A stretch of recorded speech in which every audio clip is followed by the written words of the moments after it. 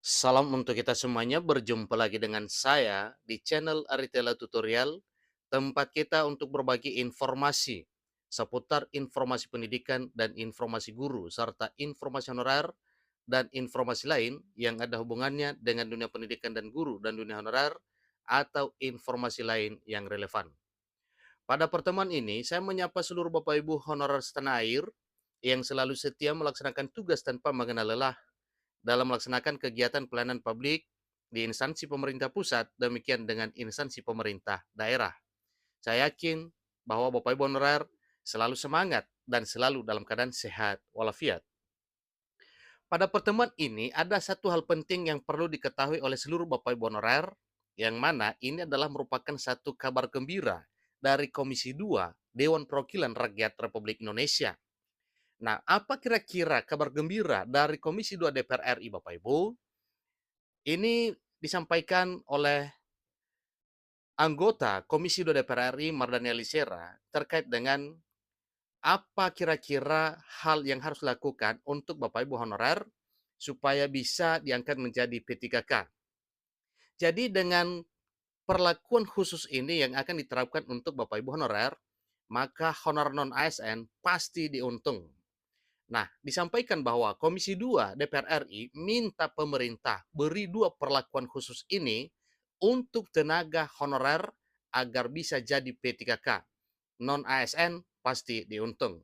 Ini informasi terbaru Bapak ya per 21 November 2023. Nah, terkait dengan informasi ini, supaya jangan penasaran, mari kita simak informasi ini sampai selesai. Dan jangan lupa dukung channel ini dengan cara like dan subscribe, share, dan komen, serta nyalakan tombol notifikasinya supaya semua informasi yang disalurkan melalui channel ini selalu update di layar Bapak Ibu. Tanpa basa-basi lagi, langsung saja pada informasinya. Lengkongayo.bandung.com memuat satu informasi penting terkait dengan nasib para honorer. Disampaikan bahwa anggota Komisi 2 Dewan Perwakilan Rakyat Republik Indonesia Mardhani Alisera minta pemerintah beri dua perlakuan khusus untuk tenaga honorer dalam pengangkatan sebagai aparatur sipil negara. Tentunya itu di tahun 2023 tahun ini, demikian juga dengan tahun 2024 tahun depan. Mardhani menegaskan bahwa pemerintah perlu memprioritaskan tenaga honorer dalam penerimaan P3K.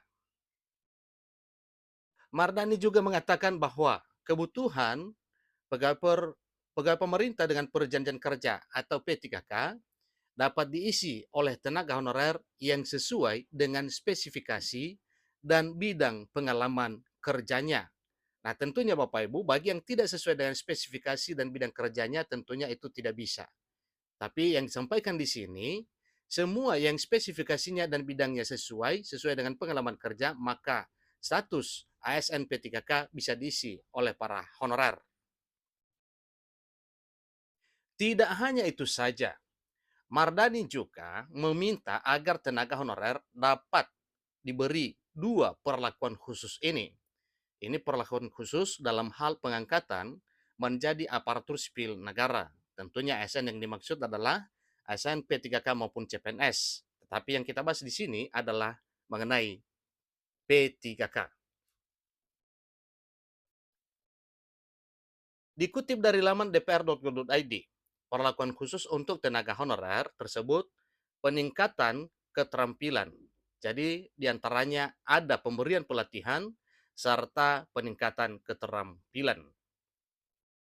Menurut Mardhani, dengan diberikannya dua perlakuan khusus tersebut, maka dapat memenuhi kualifikasi tenaga honorer untuk mengisi posisi aparatur sipil negara. Ditambahkan juga dengan pemberian pelatihan dan peningkatan keterampilan bagi tenaga honorer, ujar Mardhani Alisera selaku anggota Komisi 2 Dewan Perwakilan Rakyat Republik Indonesia. Tentunya harapannya adalah supaya para honorer ini bisa terakomodir menjadi aparatur sipil negara, baik P3K maupun pegawai negeri sipil. Agar dapat memenuhi kualifikasi terhadap penempatan para tenaga honorer ini, baik sebagai PNS maupun P3K tambahnya, maka suatu hal yang wajar kalau diberlakukan dua perlakuan khusus itu khusus untuk para tenaga honorer. Mardani selaku anggota Komisi 2 DPR RI juga meminta kepada pemerintah untuk memberikan jaminan kesejahteraan bagi tenaga honorer. Apapun cerita, dalam hal melaksanakan tugas pelayanan publik ini, baik di instansi pemerintah pusat maupun daerah, tidak terlepas dari pembiayaan atau kesejahteraan para honorer non-ASN. Jaminan kesejahteraan tersebut, diantaranya tenaga honorer tidak boleh mengalami penurunan pendapatan di posisinya yang baru nantinya. Nah, ini sudah ada ketentuan Bapak bahwa nantinya dalam hal menyelesaikan persoalan honorer ini, maka para honorer tidak boleh berkurang pendapatannya sebagaimana yang selama ini. Mardani mengingatkan pemerintah agar terus mengawasi proses validasi data, tenaga honorer, dan verifikasi seleksi aparatur sipil negara.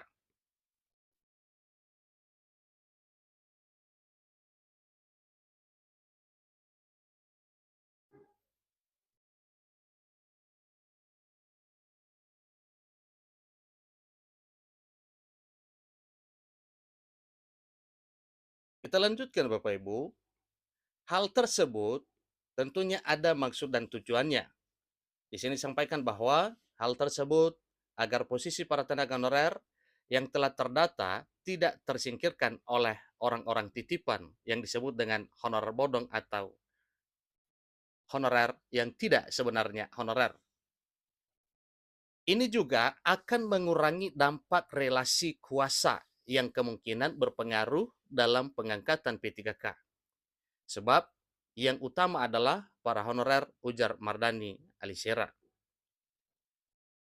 Berdasarkan Undang-Undang Nomor 20 Tahun 2023, penataan tenaga honorer akan diselesaikan paling lambat pada Desember 2024. Nah, satu hal yang perlu dipahami oleh seluruh Bapak Ibu honorer bahwa penataan ini itu meliputi verifikasi data, validasi data, dan nantinya setelah lolos verifikasi, maka jelasnya Bapak Ibu honorer akan diangkat menjadi aparatur sipil negara, baik berupa CPNS maupun P3K. Tentunya ini sesuai dengan detail dari mekanisme pengangkatan honorer yang akan segera terbit lewat peraturan pemerintah turunan dari Undang-Undang Aparatur Sipil Negara yang sedang dirancang oleh pemerintah bersama dengan DPR RI. Nah, tentunya setelah ini nantinya, maka semua honorer akan mendapatkan kabar gembira terkait dengan pengangkatan honorer menjadi aparatur sipil negara. Itulah informasinya Bapak Ibu. Semoga semua apa yang disampaikan melalui informasi ini dari Komisi 2 DPR RI bisa menjadi satu realita untuk Bapak Ibu honorer non-ASN. Demikian informasinya, sampai ketemu pada informasi berikutnya. Terima kasih.